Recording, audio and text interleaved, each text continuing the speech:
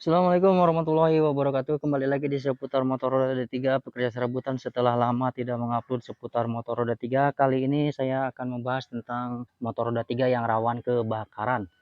Ini rentan sekali. Mungkin Anda juga pernah melihat di berita-berita di medsos dimanapun ya, terutama di Facebook yang kejadian ketika sedang berjualan, terutama pedagang keliling ya, mengalami kebakaran dulu sekali ya. Tapi di sini saya akan berbagi pengalaman lagi karena saya pun pernah mengalaminya. Kenali titik-titik sumber api, pemicu sumber api. Nah, kita lihat di sini pemicu sumber api adalah di bagian kelistrikan seputar kabel, seluruh kabel ya.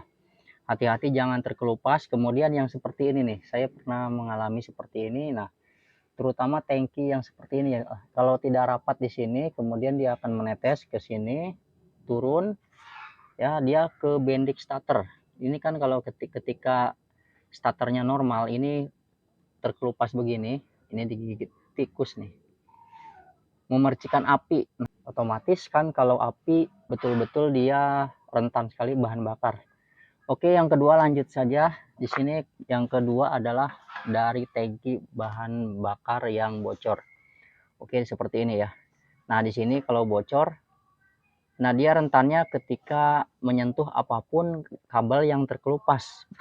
Kalau terkelupasnya tidak terlihat, hati-hati di bagian yang rembesan langsung ke bagian yang di sini yang tidak terlihat, ya, terutama yang di sekitar percabangan kabel di sini. Percabangan karena dia apa ya, kalau rembes di namanya percabangan pasti akan rembes masuk ya, meresap. Nah, ke sini pun nih kalau soket-soket yang menggantung seperti ini, misalnya soket di sini nih sikring ya, sangat rentan dan rawan sekali. Nah, saya juga akan membahas mengenai pertanyaan muncul api dari karburator ya. Oke, kita bahas nanti secara perlahan saja satu demi satu yang saya ingat saja ya. Oke, lanjut lagi di sini. Yang kedua, model tangki yang seperti ini ya, karena ininya bocor, rembesan di sini harus hati-hati. Kemudian koslet yang sering ada pelelehan di sini ya. Nah, yang sering pelelehan itu kalau dia panasnya sangat panas sekali, oper-oper ya di bagian sini, sambungan ini. Nah, biasanya kalau yang sudah ini kan bawaan originalnya nih. Kalau bawaan originalnya seperti dia punya cadangan khusus seperti ini tebal ya. Kalau sudah modifikasi yang sudah diganti itu tipis.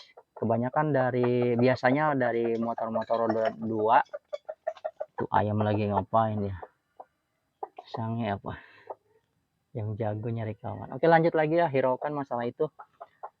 Nah, tidak kuat menahan panas ya, panas ketika penampang, terutama kabel yang kalau sudah diganti ini kan kecil, kecil otomatis dia kabel serabutnya kecil. Jadi kalau listrik besar, pengapian besar, di sini tidak kuat, akhirnya panas di kesikringnya, panas ke bagian yang dihantarkan ke penampang ininya nih, yang di bagian sininya panas, akhirnya meleleh. Saya juga pernah mengalaminya, mudah-mudahan Anda semua terhindar dari masalah-masalah seperti ini, sebab yang namanya percikan api menyentuh bensin itu tidak seperti apa rayap memakan daun ya, dia akan boom.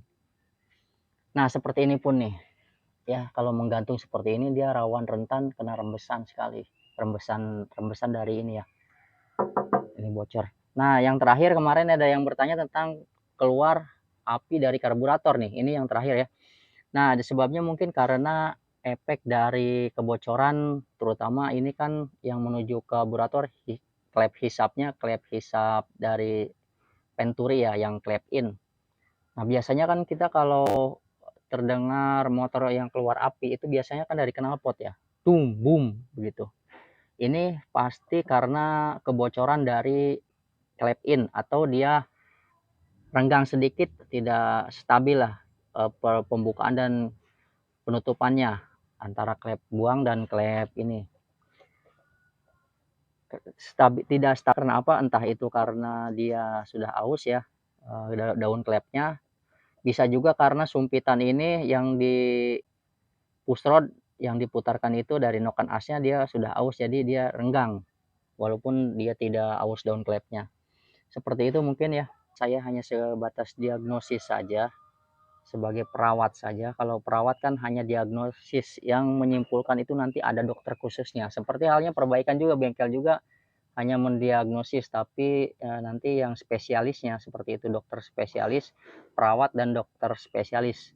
Nah, kalau diperumpamakan saya hanya sebagai perawat saja, nanti yang menyimpulkannya dokter. Kalau di sini, kalau di bengkel yang namanya dia montir yang sesungguhnya. Oke, sampai di sini saja, semoga bermanfaat. Ini saya pernah mengalaminya, mudah-mudahan kita semua terhindar dari kebakaran-kebakaran yang terjadi ya. Mudah-mudahan tidak seperti yang saya juga pernah lihat di medsos, di Facebook, ada yang kebakaran. Oke, thank you for watching. Wassalamualaikum warahmatullahi wabarakatuh.